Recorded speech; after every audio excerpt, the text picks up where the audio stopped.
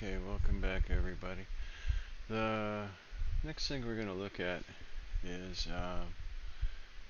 we're going to try and do the same thing with the that we did last time with the mesh renderer. We accessed the mesh renderer and we are able to enable it or disable it.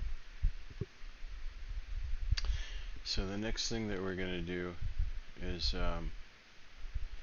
try and access the use gravity property of the rigid body. So we want to that's our challenge. I gotta see if I can figure out how to do this, right? So we open up our code, and just like the mesh renderer, we want to build a rigid body.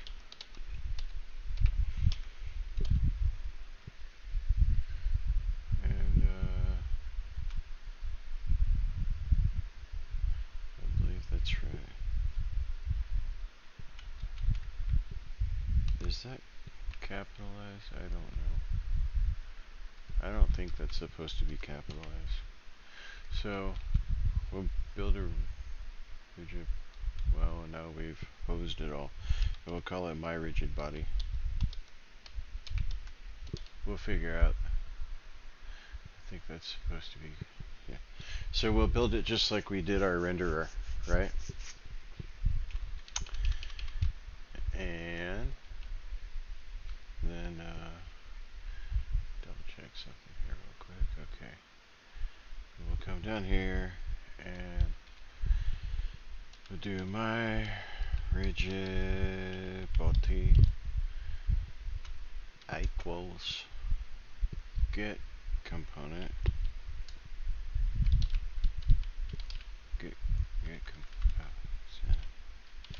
get component, and what do we want?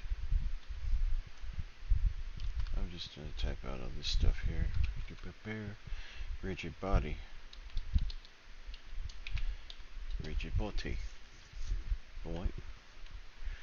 And then once we have called upon that, we can now call upon the rigid body, my rigid body dot. I wonder if it's gravity or use gravity.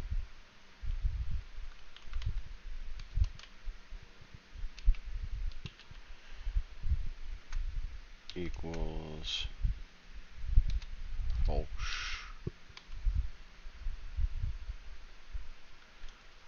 No, true. Because when we enable gravity, oh,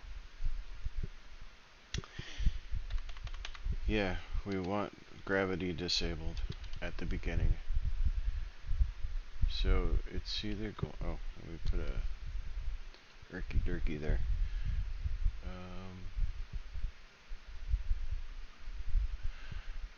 Crap, I put this in the wrong spot too. This rigid body doesn't go there. I spaced it wrong. Rigid body is a component we're trying to get, and then we got to put that method symbol there. And then once we bring that in, we can access the rigid body.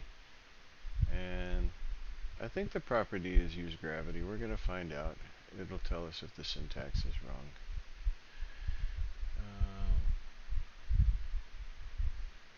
Here we go. Rigid body does not contain a definition for gravity. Okay, no problem. Rigid body. I think it's called use gravity. We gotta find out.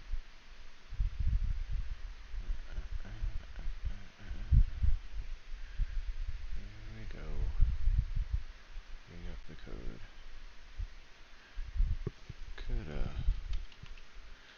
Could just tell me.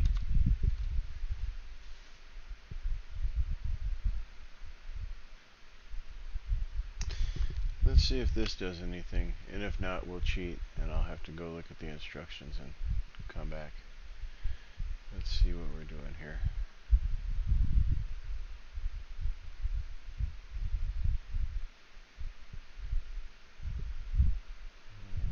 Okay.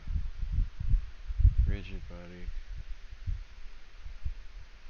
Type or namespace rigid body could not be. That's line 14 in our code. Oh. Okay. Putz. Alright. What do you want to complain about now? I made a spelling mistake. Nothing but perfection for my Unity. Okay. So what's going to happen when we hit play? The thing disappears. And I don't know, maybe our use gravity didn't turn on. Oh. Well, it initialized as. Let's do this. Let's start here. Because all we did was initialize it at off, right? So, yeah, it turned it off. So we accessed it properly. That's great.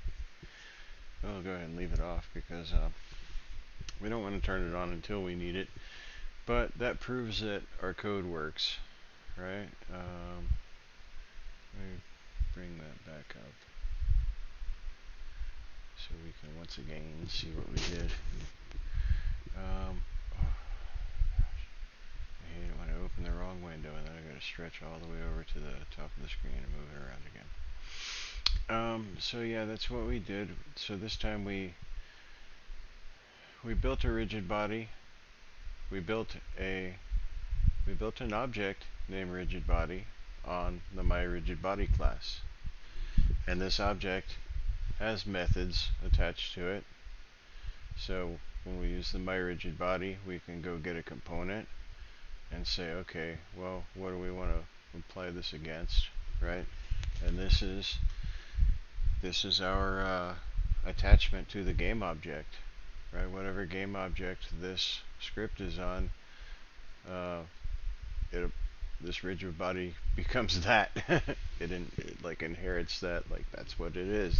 This rigid body, this my rigid body, this rigid body. So boom, okay. It says I'm pulling in from this class, and this class has a use gravity component to it. So if I use my rigid body, I can also use gravity, that property. It's not a method, it's more like, it's a noun. It's a noun. Objects have nouns and verbs. They have properties and they have methods, right? So this is a property and we set it to false. So during void start, we set this to false. We created the object of the class. We accessed the game component. This is kind of like how we had to do it in Arduino. We had to import a library and then we had to make a statement to where we needed to access the pin of that sensor directly, the hardware properties. So this is kind of like the game object properties we're accessing. So it's really cool how that all happens. I don't know, I like checking it out. We're gonna do more soon, but for now we're gonna do more soon, but for now I'm gonna stop this video.